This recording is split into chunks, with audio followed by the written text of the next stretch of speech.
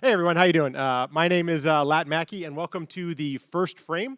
This is kind of like a beginner's guide to speedrunning and competitive speedrunning. We're gonna cover a bunch of topics. We're gonna introduce the panel here in just a sec, but what you're gonna get while you're here is what is a speed run, game selection, recording the first run, run submission, run improvement, streaming, and Q&A. If you'd like, if you can't see the screen up there, you can go to Creating Matt Lackey, and then we have a quick URL there, Speedrunning, so you can follow along on your phone or whatever.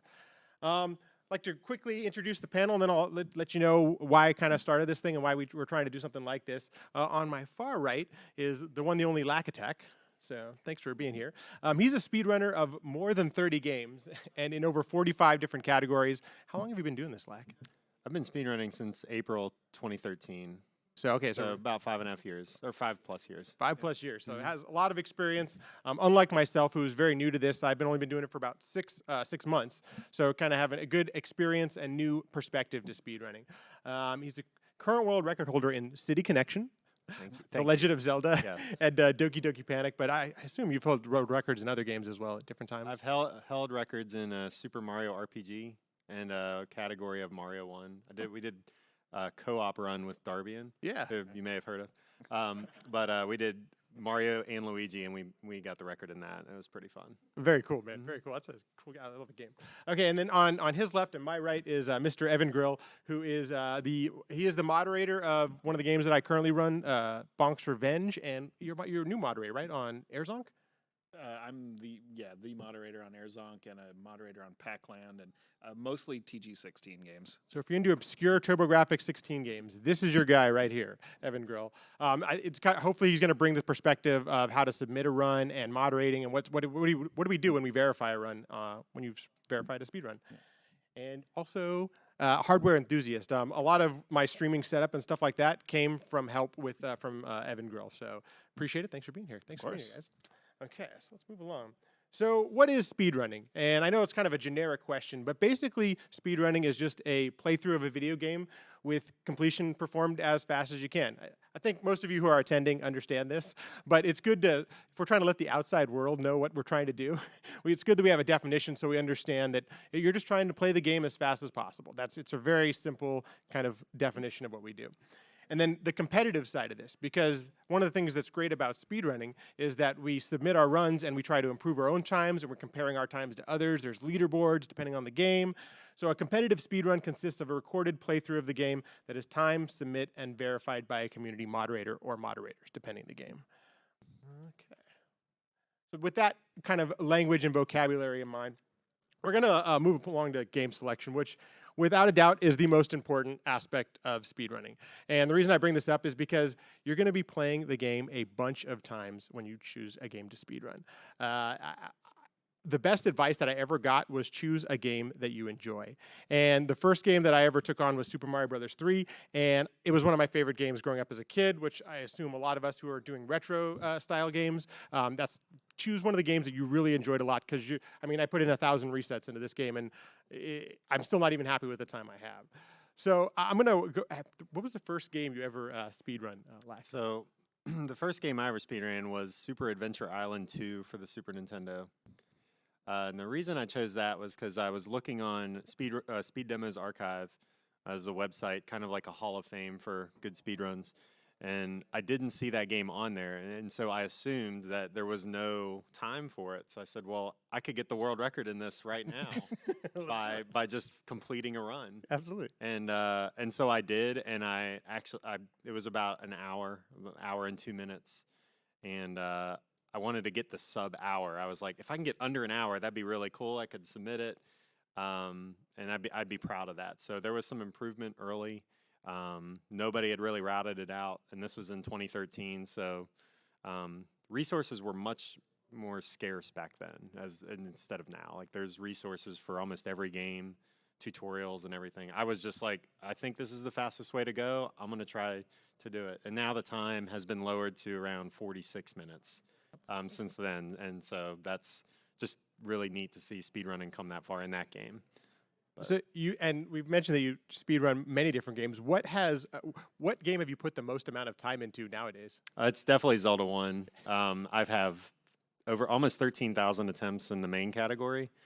And then I've played every other category, which, you know, a few hundred times probably. So I can't even like put a number, but definitely over 1,000 hours in the past 5 years. So you've got quite a variety of games that you've speedrun. What, in your opinion, like makes for a good speedrun game for you personally? I like different experiences in speedruns. So the reason I like Zelda 1 is that no two runs are the same. You're going to get different variables, different RNG, random events in this while you play the game. You'll probably see different scenarios you haven't seen before. Zelda 1 is a very like deep mental game, so you're counting along, trying to force drops and stuff as you're playing, and so that kind of keeps the game fresh as you play it.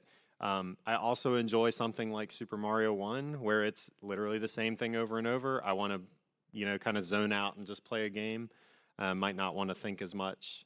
I also play RPGs, which can vary between 3 and 6 hours in length, and sometimes I just want that deep immersive experience while I'm playing and enjoy music and just kind of sit back and relax. One of my misconceptions when I started speedrunning was that it had to be a platformer that you speedrun. And I know it sounds so silly, but it's one of the first things you see and things like that. But as I've grown into the community and everything like that, it really comes, almost any game can be speedrun. I mean, there's really, I can't think of a game. I mean, recently for 12-hour challenge, Darbian was speedrunning, Wii Golf. Yeah. So, I mean, if we can do Wii Golf, what, just, it seems like there's no,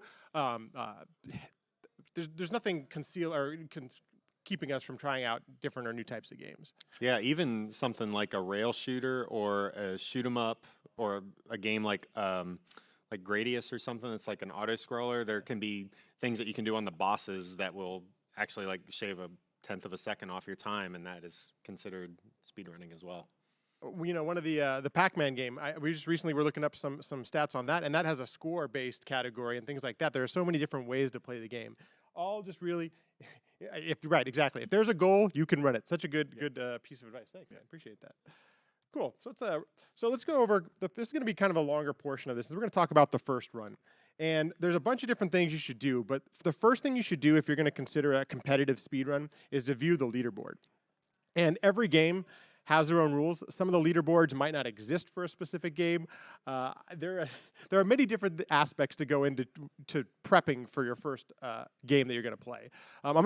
Evan, what do you, as a moderator, how do the rules get created for some of these games? So, like for Bonk's Revenge, when I came in, there was literally just one run, and it was 6 months old, and he hadn't even touched the game since, and I don't think he's even touched it since then.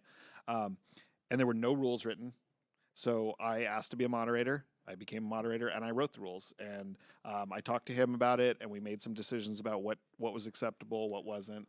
The biggest thing is know that the first set of rules you write aren't going to be perfect, and you're going to have to change them. Like one of the things we do right now is we accept emulators, but a lot of the more advanced games have started switching to emulators are only allowed, as long as you're not in the top 20, or emulators are only allowed in certain circumstances, or just no emulators allowed, or they're a separate category.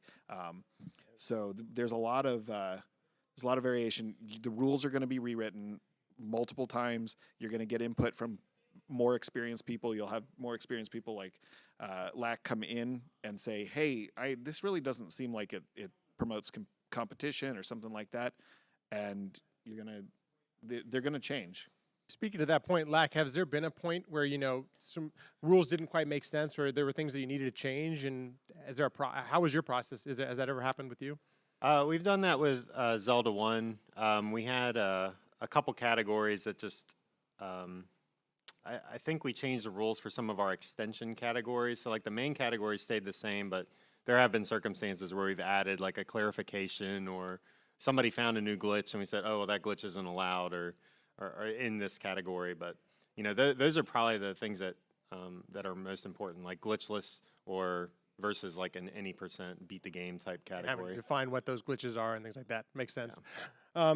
while it's not the only place that you can submit a run, speedrun.com is probably the most popular at this point, I would assume. And on any game that you select, in the top right corner, as you see in this image, it has the rules there. It's really simple to view them, and you can just make sure you're following them, or else your run may not be verified. It may be denied. If a run does get denied, do you let the runner know? If Yeah, for what reasons? I'll message them on Twitch or on Twitter, whatever the easiest way to get a hold of them is, and just let them know, hey, here's what the issue was. Sometimes there's timing issues, like they started a second or two too late, and sometimes I'll work with them and make sure that see if we can time it separately and then figure out what the time was. Sometimes I'll just say, hey, we'll see you next time. Nice. Just trying to make it accommodating, right? There's trying to break down those walls. Exactly. Like that. Okay. So, for your first run, you need to time your run. Kind of obvious, makes a lot of sense. So how do you go about doing that? And there are many different ways. The way that I first did it was to actually time it after the run, because I couldn't play the game very well to begin with. So I wanted to just make sure I could actually focus on some gameplay, and I see the timers that other streamers have used and things like that, and other runners, but I want to get the game down. So for me, that was one of the easiest ways to go about it. And when I timed it afterwards, I was literally timing it with the stopwatch on my phone. And it was just kind of an easy way to start and then figuring it out later. That's not the only way that you can do these things. There's also you can use a timer while you're actually playing the game. And let's see. So it's kind of, as I'm about 6 months in, and so I've learned to use the timer during my run. But it's not an easy thing to pick up. Did you always start out splitting your runs right away, or did you ever try any of the other different types of timing ways? I've used a timer the whole time I've been speedrunning, because I saw people play with timers on their stream layout, and I said, well, how can I get this? So I used W split. So if you know what W split is, then you're probably an old boy, but that came out before live split, and it was just a timer, and you could add splits like you see there on the right of that image. And I put a lot of work in my splits. Like live split lets you put in pictures, and you can do sub splits. You can make them look nice. You can have different colors for if you're ahead or behind. So you can show your previous runs. I've noticed you do that on your Zelda runs. So. Yeah, there's a lot of functionality. Absolutely. One of the ideas about taking this on was I wanted to just use stuff around my house when I did my first run. So what do I have around the house, and what's free? What do I already have, so I don't have to buy or learn any new equipment? So that was kind of my idea too, about timing it afterwards. That I didn't have to figure out all of the technical side of it yet, because I wasn't quite knowledgeable. So you said you've mentioned you split during your runs, and you've always been doing that. What are the benefits of splitting during the run? So for a viewer, so it's really for your kind of personal feedback. Like, well, is my run any good? Am I doing well versus my past performance? It's better if you're streaming. It lets your viewers know while you're streaming, how are you doing? Because they'll say, how are the runs going? And you say, well, you can look at the splits. But I always have split while I'm playing. Yeah. Do you, Evan, from the moderator side of things, do you automatically accept the splits that are on screen? How does it work with verifying runs? So the most important splits are starting and ending, and that's usually all that matters, because all the splits in between are just what help you learn where you're slowing down. So I look for it starting at the right time.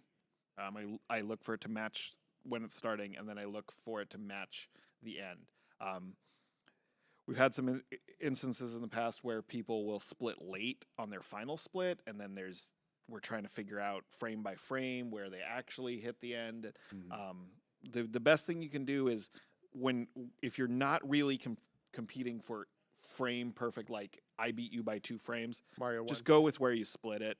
You might be off by a few hundredths of a second or a tenth of a second or something like that, but it's a lot easier for the reviewer to do that. But once you get to like Super Mario Brothers 1, where it's literally they're saving a single frame and setting the world record,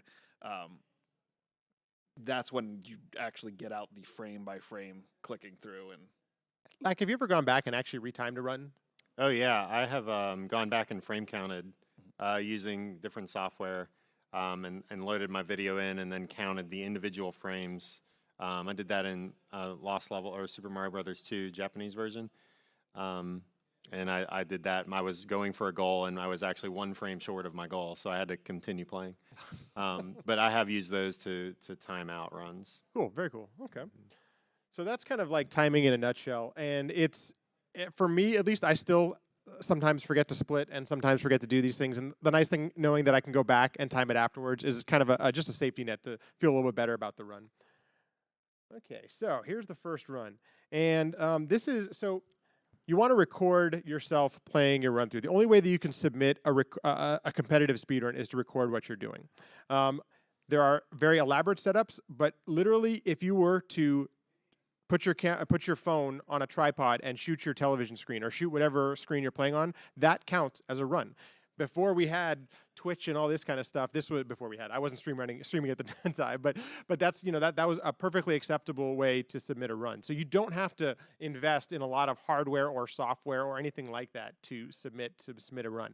One of the easiest ways I've found to record my gameplay is with OBS, which is a software that's available online for free. It's actually how we're recording this panel right now, and it's super easy and friendly and is really powerful and gets you right up and going right away. So if you were playing on an emulator, which may be the way that's easiest to get started if you're playing a retro game or if you're playing a PC game, OBS just records your screen, nice and easy. You can pop the timer on there if you need to, or you can just do a full screen, full bleed capturing your gameplay. So pretty simple. And I'm gonna go here. So this is the next one. So how do you record gameplay from a console or something else other than what's on your computer? Well, you use a capture device. Probably many of you have heard of this. There's 2 different kinds of capture devices. We have one here. We actually have 2. Oh, we got 2 of them. Great. So there's external capture devices and internal capture devices, and both of them offer pros and cons and pluses and minuses. I'm going to hand it over. What are the benefits, Evan, to an internal versus an external capture device? So the internal capture devices have a lot higher bandwidth to the computer, and in some cases can get you nearly frame to frame to the console. Usually there's the best you can get is like a 1 frame difference, but that's sometimes playable. Depending on the game, you may be able to just play literally on the screen. You don't have to have a second screen. The externals are really nice because you can travel with them. So, you know, we can stream right here from the hotel room if we wanted to. The externals tend to be a little easier to set up because they're designed for consumers, whereas the internal capture cards in a lot of cases are going to be professional cards. They also, the internal cards being professional cards, tend to be a little more tolerant of different signals. The different consoles all output at slightly different frame rates and at slightly different resolutions, and the game capture devices are really designed, most of them are designed for more modern consoles that output exactly 60 frames per second at exactly 720p or something like that. But you'll get, I mean, they'll work for you. These are great. Like this one totally will accept component video at 240p, and this was $25 on eBay, brand new. You know, it doesn't require you to go out and spend hundreds and hundreds of dollars. And you can, just in case you're wondering. Yeah, there's no limit to what you can spend on your stream setup, but you can get started if you want to play from your console on your TV at home and then capture it. I mean, you can get started for probably like $60. Capture device, cables, splitter. Yeah, and that's really all you need. Right. If you want to do it that way. If you're playing emulator, you don't need anything. You just need a computer. Right, exactly. Stuff you already have at home. I think that's kind of the nice thing too about, and we're gonna go through this a little bit during the presentation, but that there are really a bunch of different. It's just a matter of how much you want to invest into it. Mm-hmm. It is still a perfectly viable and acceptable to submit a run literally filmed on your cell phone. So that's really the key thing. But then they make these great devices. Like I didn't realize that was only $25. I mean, that's fantastic. We can and the internal capture card I have in my computer, when it was brand new, was like $500. It was a professional capture card. The one you see on the screen right now, the internal one, that's the one I'm actually using. It's a DataPath Vision card, and eBay, $80, and it accepts a million different types of formats. I push some craziness that we'll get into through my capture device, thanks to Evan and talking me into buying more stuff. But it's nice if you start to invest in this stuff if you have a capture card that can accept a bunch of different formats. Yeah, the first capture card I used was $30. It was a Dazzle DVC 100. Nice. Accepted composite video. I had to do a workaround for the audio, a Dark Man actually could speak to. We worked through something before, but I used that for years and didn't have anything else. And I noticed I think you still stream on Composite, don't you, for your... I do. I have not done any upgrades or anything. I use a GV USB 2, which is probably the most popular retro or composite, and it also has S-Video capture device, and you can get those for about $35. Nice. And the for the viewer, it's still a very enjoyable stream, but it gets the point, your run can be verified. It's not sub quality or anything like that. Okay, so once you've figured out a way to actually get your console or your emulator or whatever it is recorded, you have to obviously submit the run. YouTube is just the easiest platform for all of us because you can upload almost any format to YouTube and it'll save the video. One of the struggles with Twitch is that it will save your runs and everything, but you have to specifically highlight your video to save it. And the player, I don't know about others, but I have struggled with the reliability of the actual Twitch player, especially for videos that are from years before. So that's why I choose YouTube over others. I don't know if you guys feel the same way or not when you've submitted your videos, but... I exclusively use the Twitch highlight feature. Oh, okay. So Yeah, I use Twitch Highlight and I submit those runs to speedrun.com, but I will export the video to YouTube as a backup. Got it. Fair point.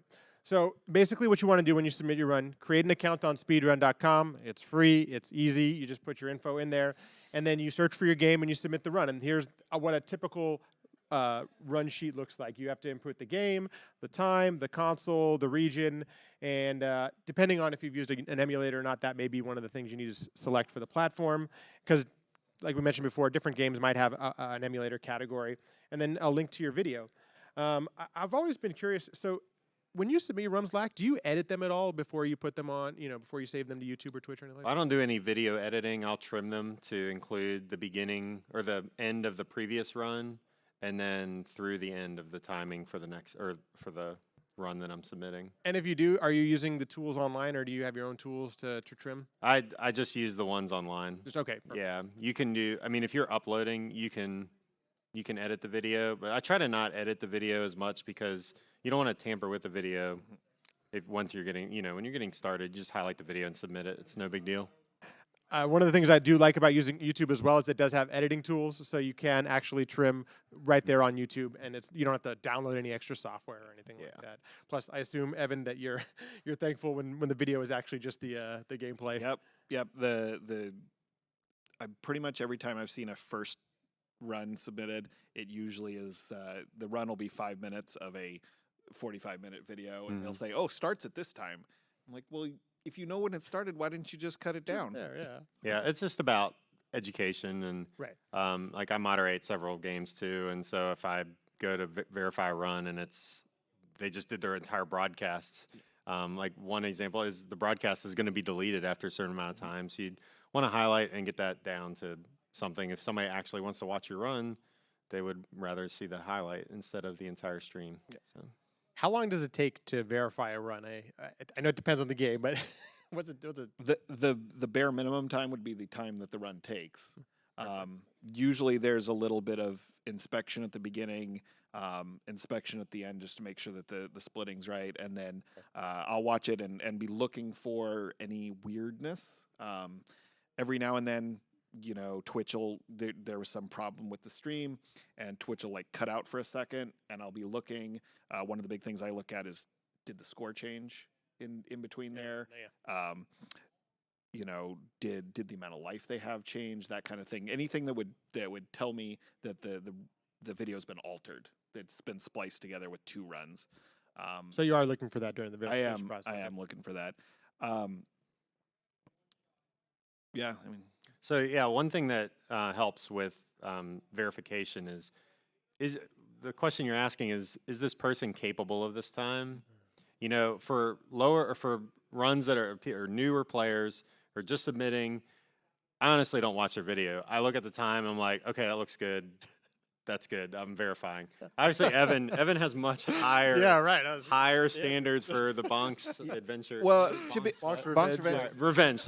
Revenge. But to be fair, those runs are a lot shorter. And we have 5 runners. So it's good. But that is a big thing though. Like newer runners, if their time is 500th, Yeah, you're probably not going to put as much time into verifying, or I am personally not going to put that much time verifying runs. and speedrun.com is a community site, so Right. Yeah. every like all the games that I moderate, we require video proof. Not all of the games require that. It's true. But it's available to anyone else, and that does happen. People will go back to watch a run a lot of times to see what this person was able to do, to learn from it, and they'll go, "Hey, this is funny. Like, what's going on here?" Yeah, and then you can, from that point, kind of validate whether it's a legit run or not, or see if there's anything fishy going on. Absolutely. Okay. Makes sense. You click the submit button. Sometimes it's been a couple days. Sometimes it does. For my Mario 3 submits that I've done, sometimes it can take a week or two, depending on. So many people are submitting to Mario 3, obviously. So I know it depends on the game and that kind of thing. I would definitely say that runners or times near the top of the leaderboard get much more scrutiny than the times at the bottom. Yeah. But Makes a lot of sense. shouldn't discourage you. Always submit your runs. It's fun to track, especially if you're going to stay with speedrunning, to kind of see your progress over years. I mean, that's what I do. I always submit every PB, even if it's by 1 second or less. Just always submit. It's a really good idea. Actually, I didn't think about that. The longevity, you can actually track your progress and everything like that. Yes, and there's a lot of functionality on speedrun.com, and it's growing so that you can analyze your splits over time. There's other sites too. Splits.io is another great site you can just drag your splits file to the website, and it'll process it and show you all kind of statistics about your split history. Very cool. So you can see where you need to work on or what need. It makes a lot of sense. Where you compare to other people too. So it's a very good community site. Very cool. So after going through all that, you've finished your first run. So how do we get better? It's going to be the next part here. And there are many different tools to improve on a run. One of the nice things, so many games, not all games, but many games nowadays have a tool-assisted speedrun. And all a tool-assisted speedrun is just using software to beat a game. And so they're able to do things that a human at that time cannot physically do, and it's really helpful to find certain ways to play through certain parts of a game. Even Bonk's Revenge, I was very lucky that we had a task available, and so a lot of our strats and strategies that we tried to beat the game were derived from the task, and we're just fortunate to have one. So always take a look at the task video. It's a good, easy way to try to improve your run. Routing, I'm going to throw it over to Lack on a couple of these stuff, but routing can be like a huge, and some people really love it, other people struggle with it. I've enjoyed finding new routes for Bonk's Revenge, and as a simple platform, it can't be that amazing. Well, try some things out. You never know. Time some things. That's one of the great things you mentioned about, with Live Split, you can track the ways you're doing things, and it's an easy way to discover, hey, that way is actually quicker than that way. Then there's world record strategies versus beginning strategies, and so for Mario 3, I of course went to Karua and Mitch Flowerpower. Like, what are they doing at the highest level to see, And I was like, okay, wait a minute, I can't do these right away. So, but it's good to try them out and see if you can do some of these things. And you never know. After some practice, you may be able to give some of these things a try, and you put them in your run, and all of a sudden it's 20 seconds faster than you did before. Glitch hunting, which is very simple. You're looking for ways to exploit parts of the game that may be broken. In Bonk's Revenge, there's a couple different glitches we exploit, playing bosses in a way that they weren't necessarily designed to do, so we're able to get extra hits on them, things like that. And then this is one of the biggest ones for me personally, is the no reset and racing attempts. Just doing a run without resetting improved my ability to play the game tremendously. Prepping for GDQ, actually, I just had to do a bunch of no reset runs, and all of a sudden I'm draining time. All the chunks that I haven't been able to beat were no longer. I was able to take them on because I just gone through the game. I had to play every part of the game to do it. And then obviously the last one, you just practice and you try to do as many thousands of attempts. Any one of these, any strategies do you, or what do you do? How do you get better at a run? I do a lot of no reset. That's what I did for Zelda 1 because the game's so complex. It's a longer, it's like 30 plus minutes when I was starting out. And it's really just becoming familiar with all parts of the game, what to do when things go wrong. Like your no reset attempts really help you in that regard. I do save state practice for certain games, like things with a lot of muscle memory, like Mario game, or other platformers. You can use, I think we're going to talk about that later, but I use save states on a flash cart, which allow you to just load a certain room, or when you're trying to attempt like something like flagpole glitch, On Mario 1, you can just reset the thing over so you can get the muscle memory down, and it's real. You're just developing consistency. While Muscle you memory, things like that. yeah, muscle memory, just being able to react went to something like an enemy in a different spot or something. That's really the main thing. I'm actually a horrible router. I am very bad. So every route I've come up with in Zelda 1 has been obsoleted. Like they're like, this is bad, almost immediately. So I'm good at the game. But I'm not very good at routing. It's usually up to the other runners in the community to come up with the best route. One thing I see a lot of beginners get, speaking of no resets, one thing I see a lot of beginners get lost in is they learn how to do the first couple levels really well because they've done them a lot, and then they start resetting because they screwed up one little thing, and they are not learning the end of the game, or they're not realizing there's still tons of time left to save in the game. You know, you might have lost a second and a half in the first level, but you still have 4 minutes to make up in the rest of the game. So you can still still get a PB, still get a world record if you're the only one doing the game, or if there's only a few people doing the game, but you're throwing that away because you're so caught up on just that you missed one little thing early. That was definitely me. My first 500 attempts, I'm sure round 1 or level 1. Yeah. It was, it's just one of those things. And getting out of that habit was huge. So don't be afraid to try those things out. As Lack was going to mention, so first of all, if you've got an emulator, a free way to practice. you can create your save states, and now if you play on console, obviously there's a difference between the way the emulator plays and the console plays.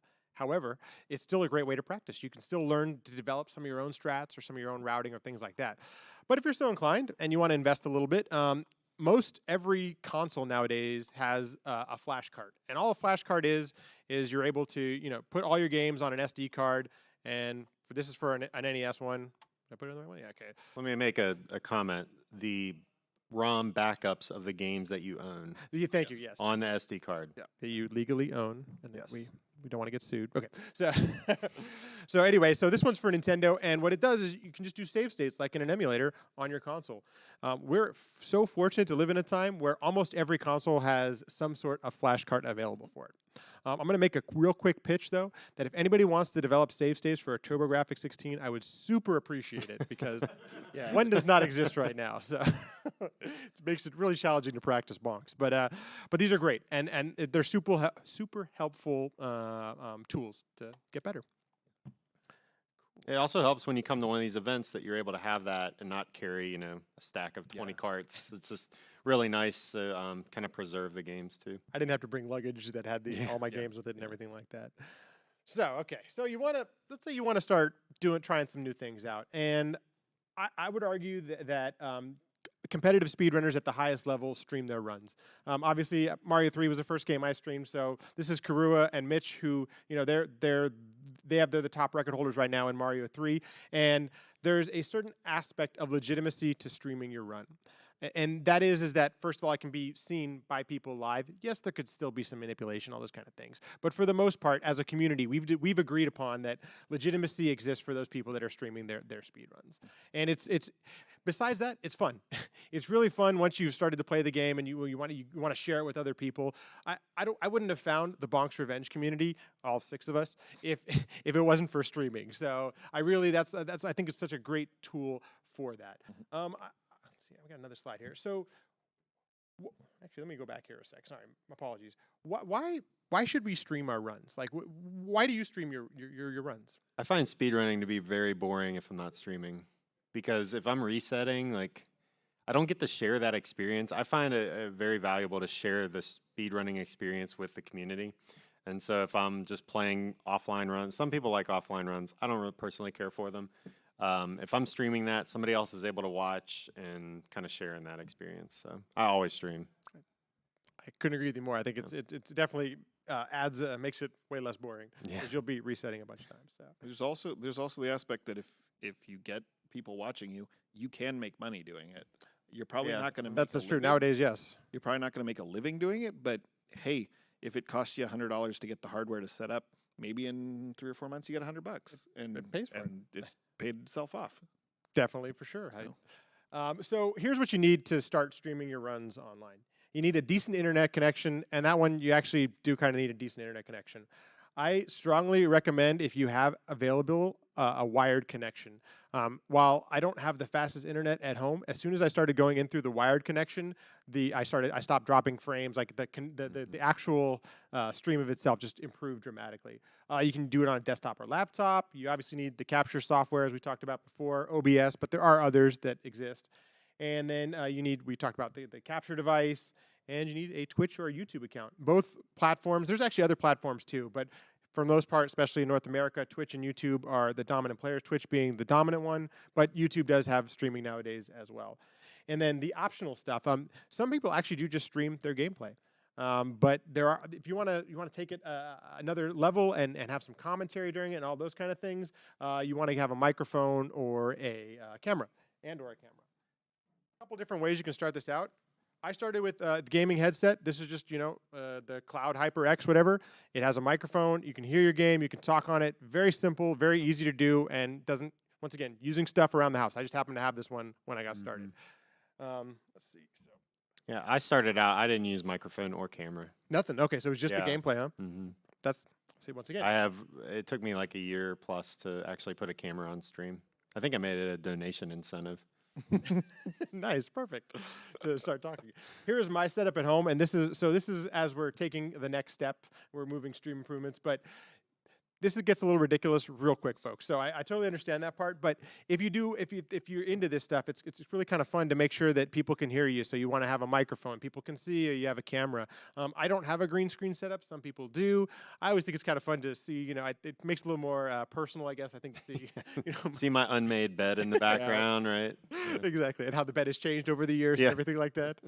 So, but what you do need is you need the computer, and you need if you're streaming retro games.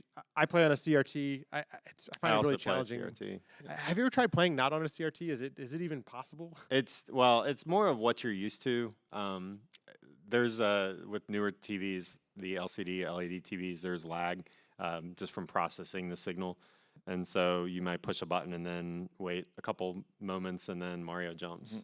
So a prominent Super Mario RPG speedrunner speedran on an LCD and just adjusted all of his timings to be able to play on that. And so if I played there, it'd be awful. I wouldn't be able to do anything, but he was able to do it. So it's more of just kind of what you're used to. Usually about 6 to 8 frames of delay. So yeah, which once you start speedrunning, you'll know that's like painful. I mean, it's such an adjustment. That's a long time, yeah. Yeah, when you sit there and you look at the TV, you push the button, and the guy jumps, you're like, oh, it's really not that big of a deal. But when you get running and you slam right into the Koopa shell instead of jumping over it, you feel the pain. Yeah.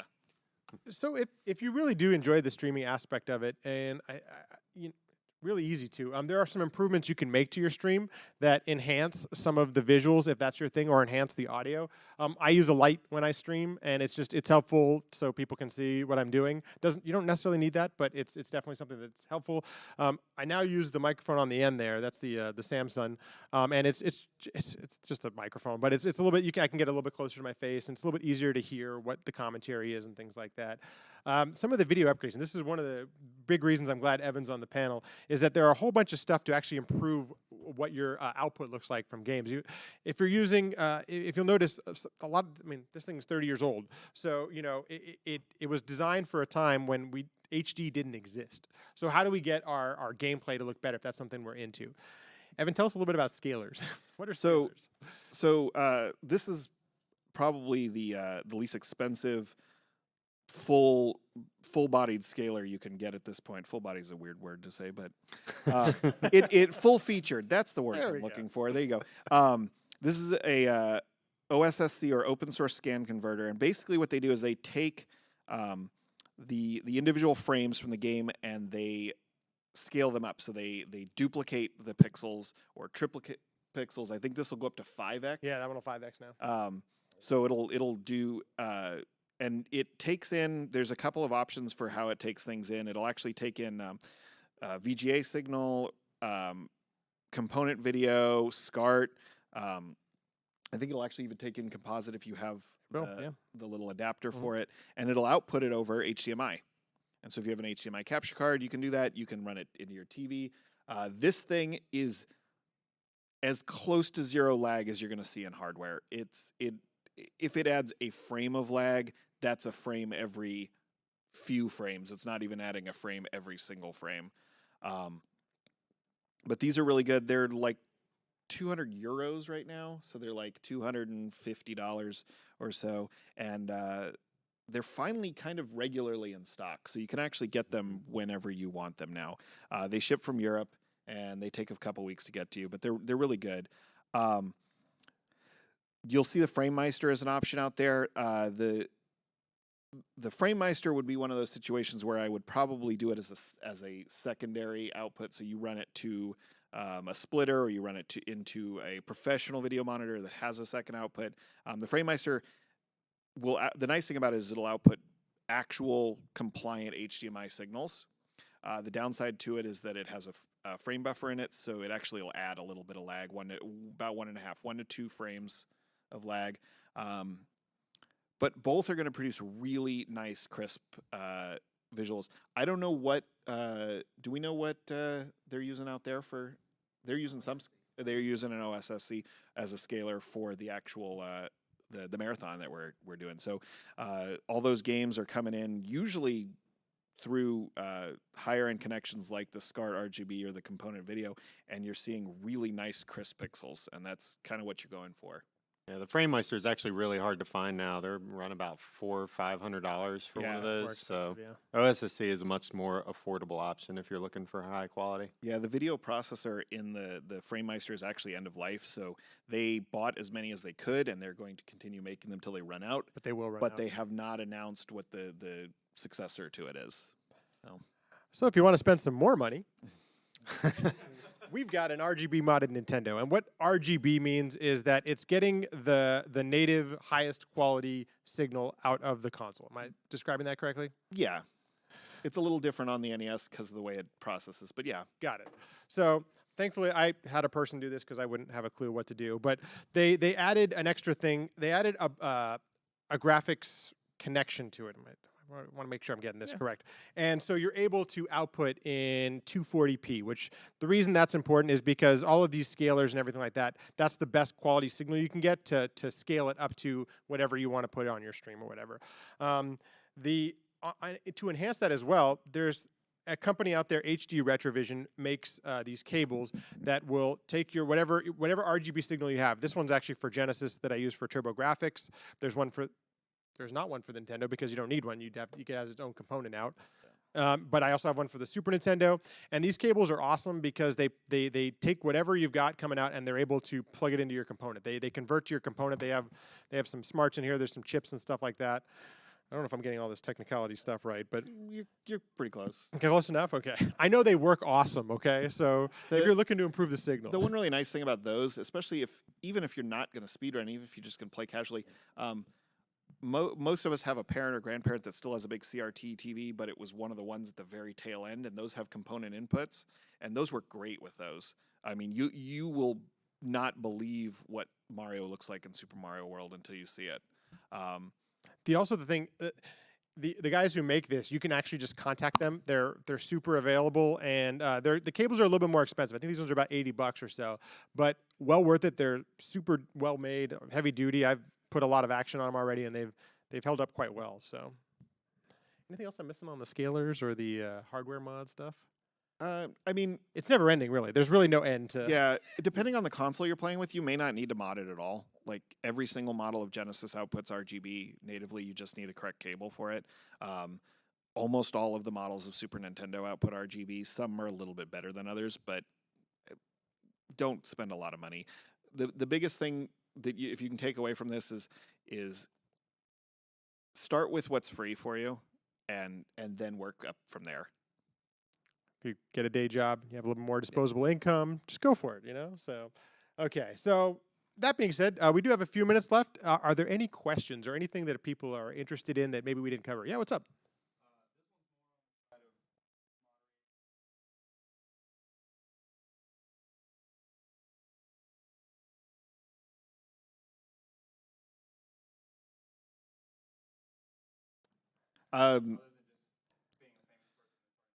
I definitely Other than being lacking, one of the big things that's brought attention is coming to marathons and submitting to actually run at the marathon.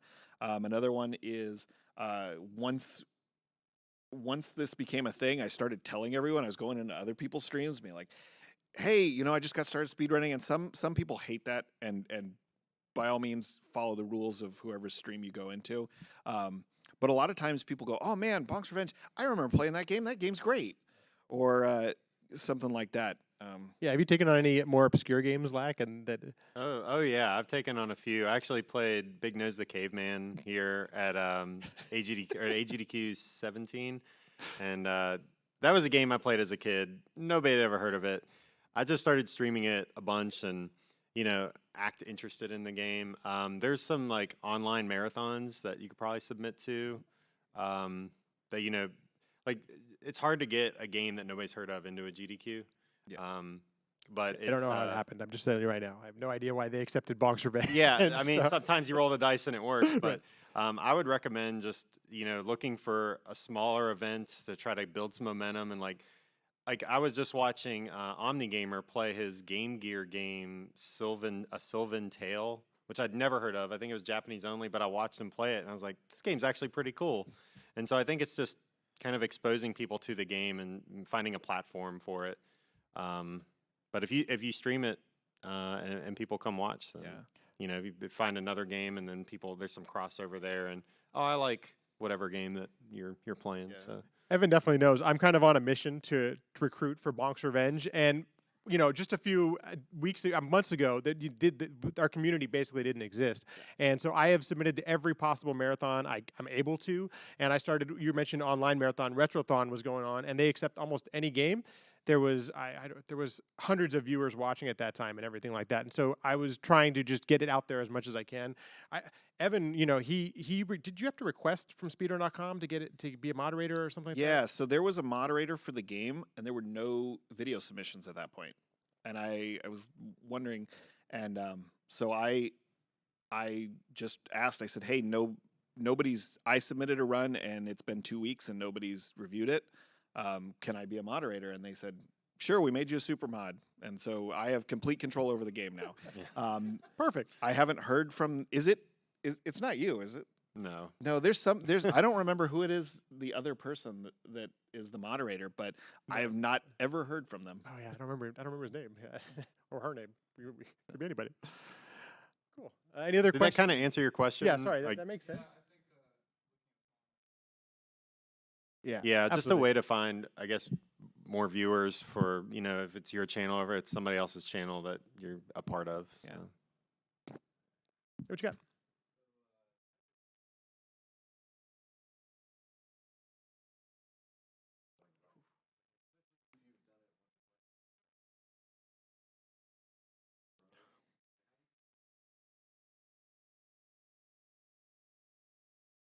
They're looking at me. Well, the expected outcome of speedrunning is failure. I mean, you're not going to PB every single run. If it was easy, wouldn't be able to do it. That internal drive of just kind of achieving something in a game is really what gets me or encourages me to continue. I have gotten discouraged on runs, and maybe I'll pick something else up for a while and come back to it. I learned Super Mario Brothers 2 US, and there was one trick that I couldn't get in a run. Everything else was great, and I couldn't get this trick, so I stopped and practiced for like 20 minutes, and then I got it and got a PB. So that's it. It's like 20 minutes, and then you're done. But no, discouraging things can happen. It's really, you have to find it in yourself or your community. The viewers I have will just say, don't give up. I always have the never give up mentality. If I really want it, I just keep going after it. But discouragement can happen, and I practice and just repetition. And So recently I felt like I've been getting worse at Bonk's Revenge. And what I've found out is that I'm playing the game faster in certain sections, so my arrival points have changed for when I reach bosses and things like that. And it actually does have an impact on the way the game plays. And so what's actually been working for me is taking a break. I picked up a new game. I picked up this game, Pac-Land, another game nobody's ever heard of, and it's super fun. It's a great way to get my mind off of it and just take a break. And sometimes that, unfortunately, I wanted to practice as much as I could for the GDQ run, but like I know that taking some time off has definitely helped. And when it gets late at night, beer, huge help. So just throwing that out there, if that's your thing. So it's many different. Hopefully that helps you out a little bit and rely on the community. We're fortunate to have a. What's your game? Yeah. Oh, okay, okay.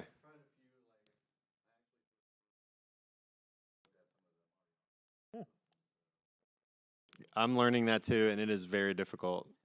They make it look so easy. Yeah, if you, yeah. It's a lot of technical controls. geez. Like, Yeah. Cool. Well, keep at it, man. It's part of it. Never give up. You can do it. Anybody else? Yeah. What you got?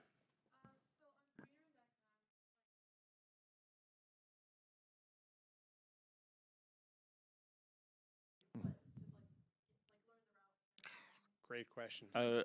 a lot of games have either a guide in the resources section, have a guide, or just watching other videos. Like you can see what they're doing, and depending on how popular the game is, sometimes you just go into streams and say, "Hey, how did you do that?"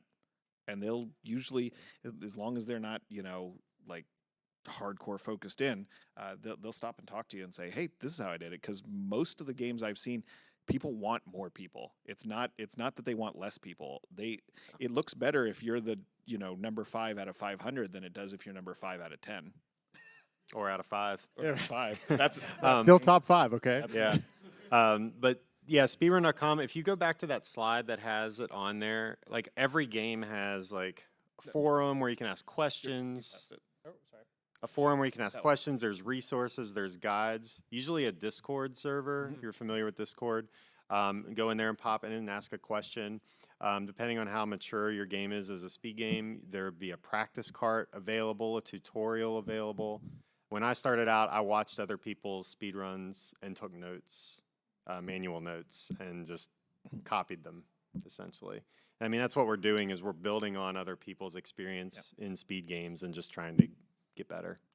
There also, for a lot of games, there's task notes that accompany the tasks. I know it sounds kind of crazy, but they tell you how they exploited certain things in the game. And it's really interesting. That's actually how I discovered a couple of the glitches, specifically for the first boss. He mentioned that's how he exploited this glitch on the first boss in Bonk's Revenge. Super helpful. You're mentioning games too that nobody's ever even tried. Here's a weird one, but it actually has worked for me. I actually commentated over my own runs, and I just recorded a video and watched it back. Like, did that make sense what I was talking about or what that was?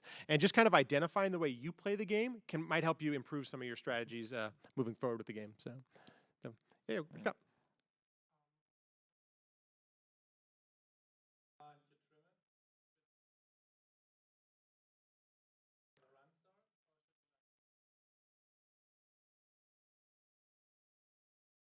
I like Lack's idea. If you're running a lot of runs in succession, start at the very tail end of the previous run. But you definitely a good way is if it's your first run, start the video when you turn the console on, or even before that. Sometimes a lot of submitted videos you'll see will actually have a no signal input detected, where they just haven't even turned the console on, and the capture card's just saying I don't see anything. Yeah, very well said.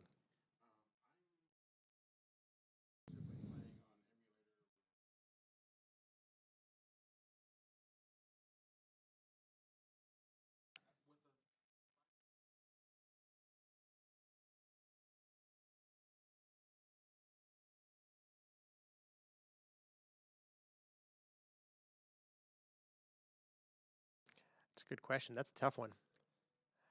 So first of all, you'll have to do some homework on your emulators.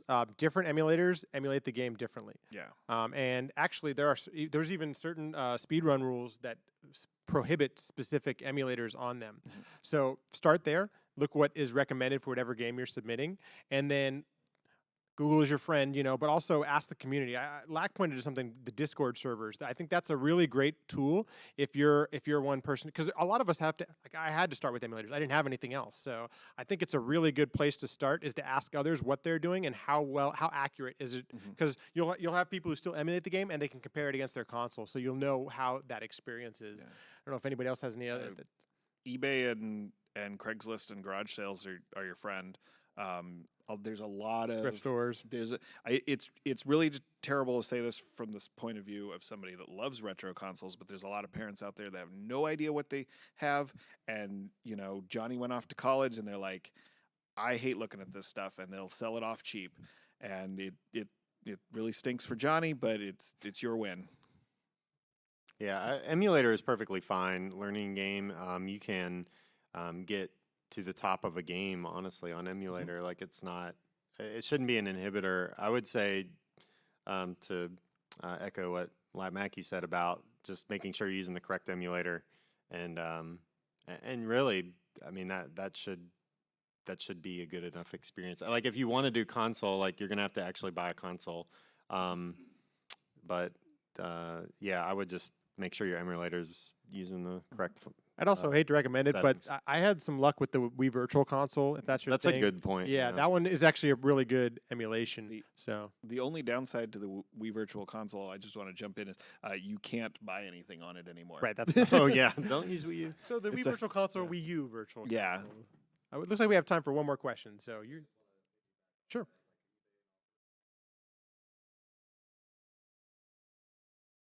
Oh, there you go.